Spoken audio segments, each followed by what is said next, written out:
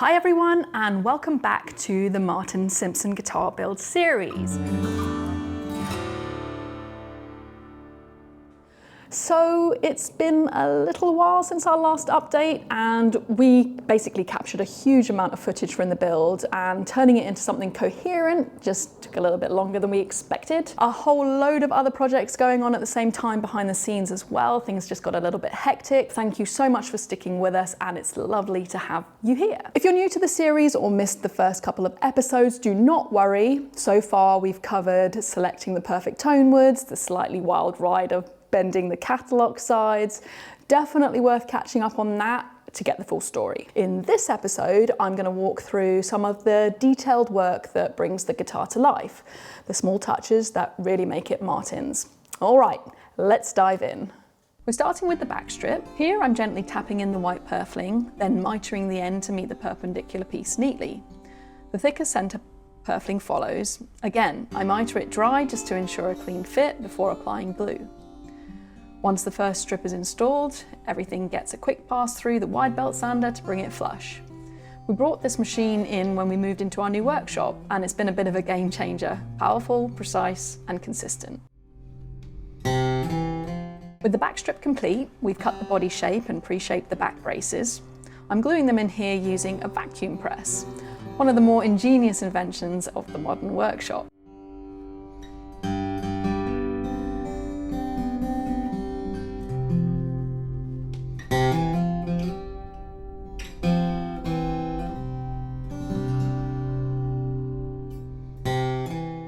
Once the braces are secured, I'll refine their shape until the back has the feel and the tonal response I'm looking for.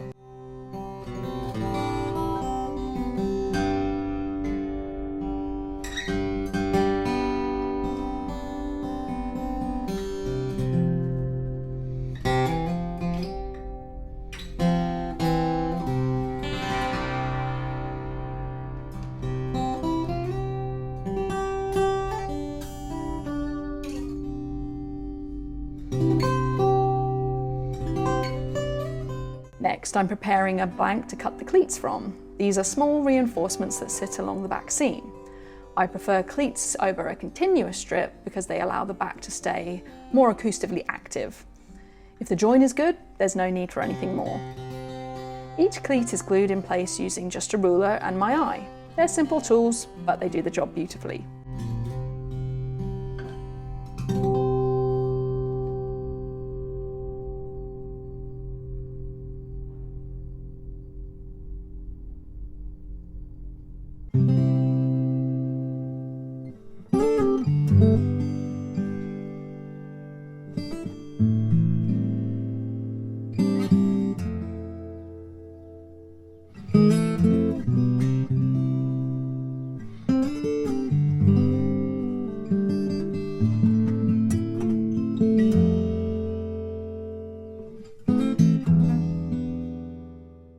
With that done, I cut out the cutaway section, and the back is now ready to be joined to the side rim set.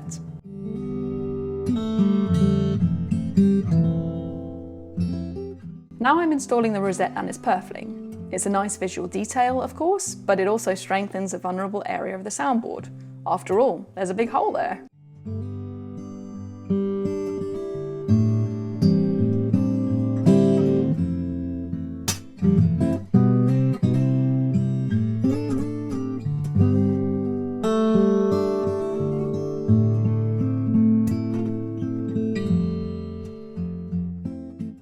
Once everything's in place, I clean it up with my little Veritas thumb plane and then use a cabinet scraper to get a nice crisp surface. That tool never lets me down.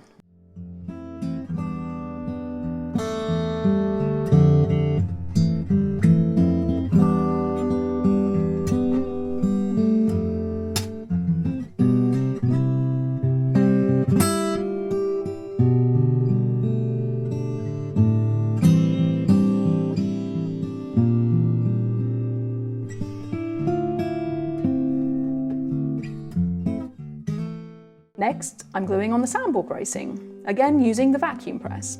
You'll notice I'm adding little plywood MDF cores on the top braces.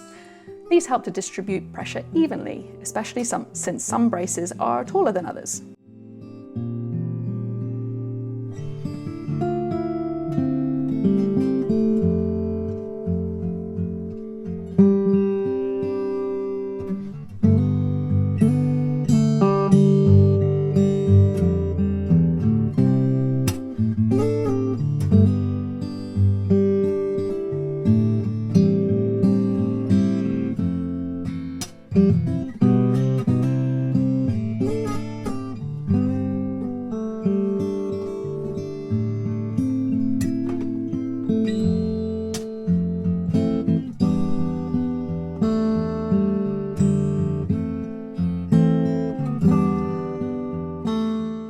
Once the braces are glued down, I begin the final shaping process. This is where the real voicing starts to happen, shaping each brace to achieve the right weight, stiffness, and responsiveness.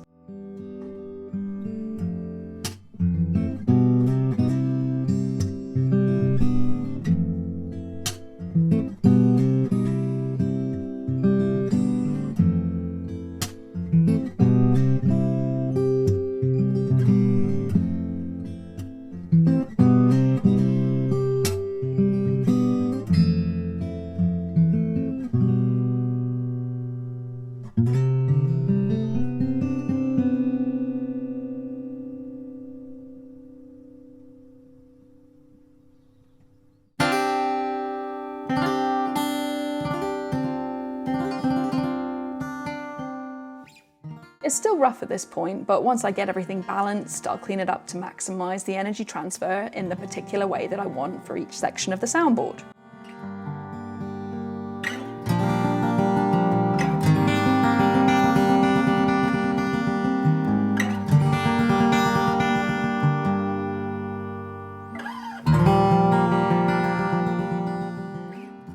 Every guitar we build is signed inside. If you've ever owned a Turnstone, you'll see my name in there. Now we're back at the rim set, which you saw me build in the last episode. Each Turnstone guitar has a subtle radius on both the top and the back. It adds structural strength, but also helps with sound projection. I'm doing this over our downdraft table in the workshop, which keeps fine dust out of the air. Wood dust can definitely be nasty stuff over time, so it's definitely worth taking precautions. I'd like to still be building guitars many, many years from now.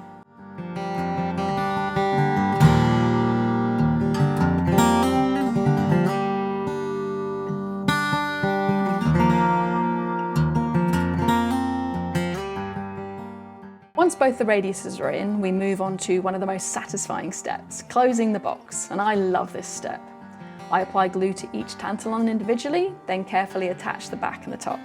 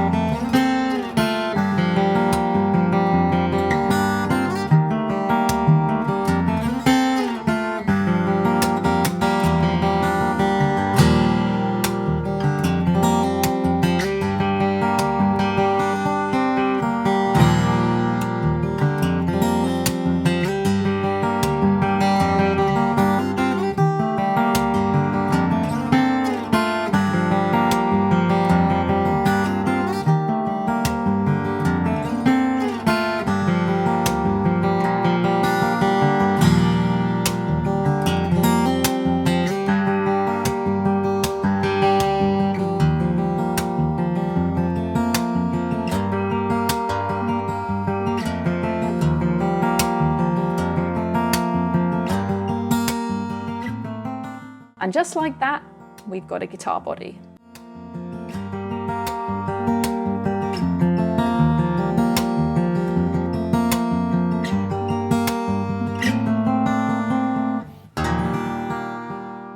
Now comes the slightly nerve-wracking bit, cutting the binding channels. This step is precise and not particularly forgiving. Carl starts by brushing on a little shellac to strengthen the surface fibres and to reduce the risk of tear out from the router bit. Then it's time for the router. This part's not for the faint-hearted. Feel free to look away if it makes you a bit nervous.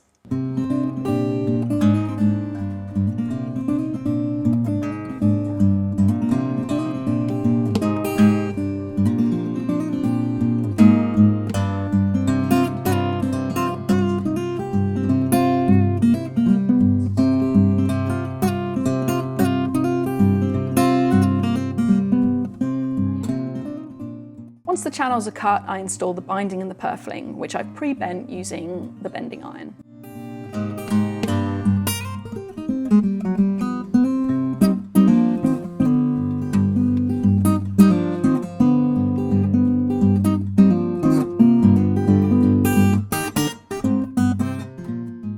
Once everything's glued in, I clean up the edges again using that trusty little plane.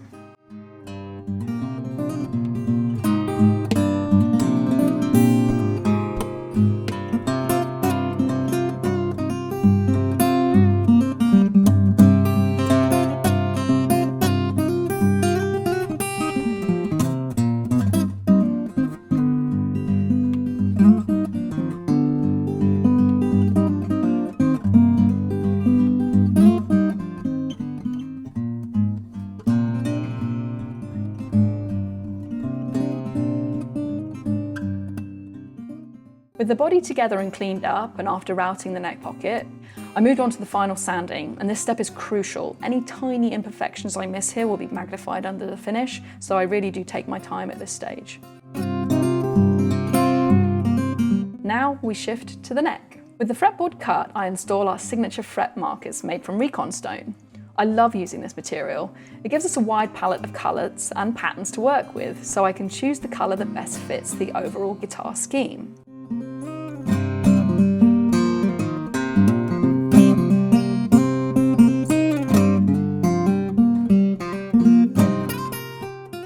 Here, Carl is installing carbon fibre into the neck. We do this on every Turnstone to help keep the neck stable for the long term.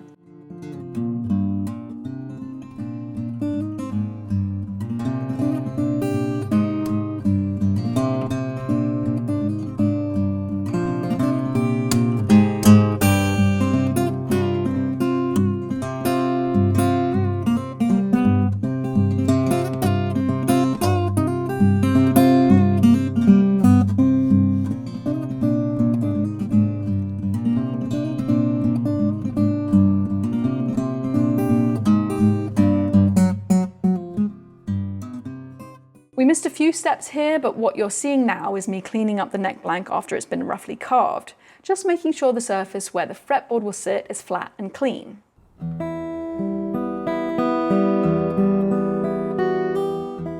I always do a final check before glue up.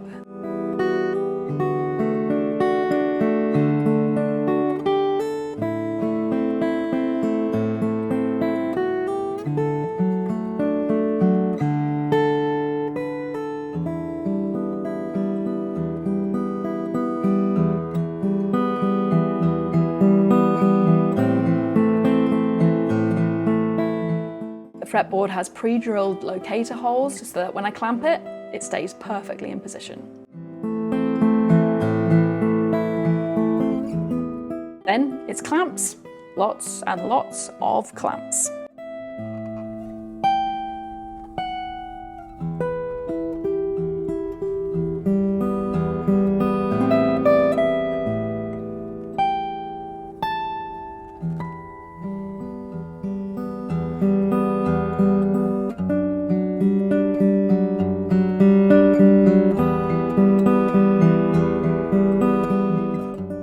With the fretboard on, I begin final shaping the neck. I start at the heel using the spindle sander, then move through files, scrapers, and finally sandpaper to bring it all into its final form. Smooth, refined, and ready to play.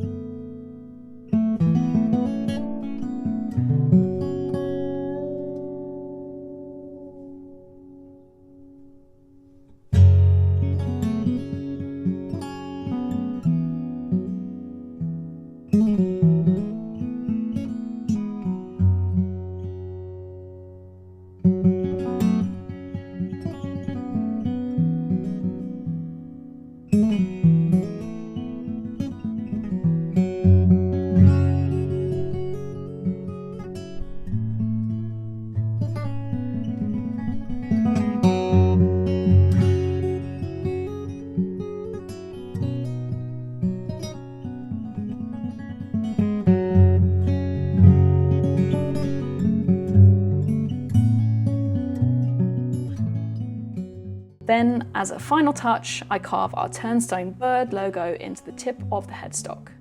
A small, quiet mark of identity.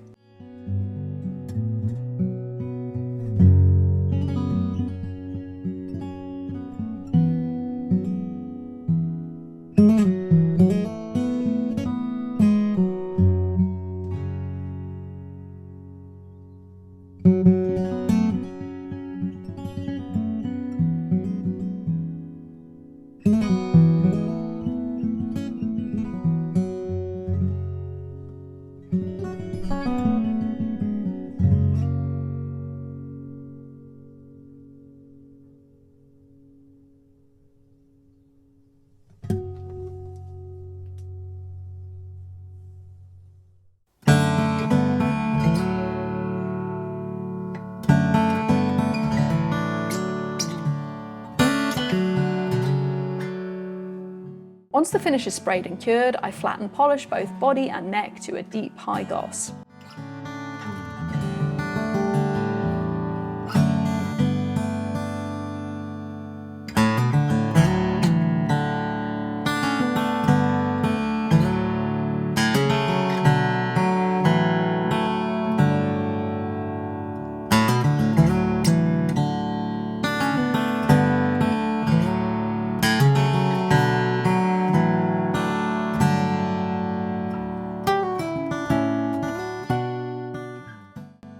And finally, the most exciting moment, final assembly and setup. Here I'm installing the tuners, fretting the neck, and shaping the nut and saddle. This is where everything comes together. The guitar gets its voice, its feel, and its readiness to be played.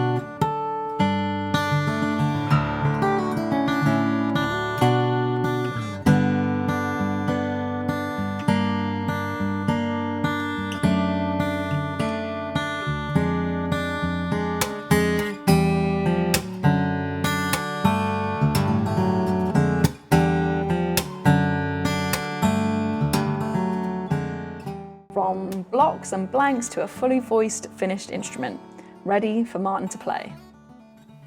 And that's a wrap on the actual build. Lots of little details, all carefully shaped to Martin's specifications. Next up, it's the really exciting bit, delivering the guitar to Martin himself. Here's a little sneak peek of the moment he opened the case for the very first time. Yeah. Yeah, let's do it. Let's do it. Please. I'll do these two. Yeah, team effort. Oh, Lord alive. That is so beautiful. Look at that top. Oh, my God. How do you feel about it? You know, I was thinking on the drive over, I was like, I genuinely feel like we gave this everything. So I feel completely like we gave it our all, and that's probably the best description that I can conjure at this moment in time. I think it's spectacular. I mean, I really do. I think it's exquisite. It's amazing. Let me get some strings, shall Yeah. we? I'm just kind of, I'm a bit moved. Oh, don't, you'll get me going. Good, it's fantastic. Thanks so much for watching. Don't forget to like, subscribe, and hit that notification bell so you won't miss what's coming next. And see you soon.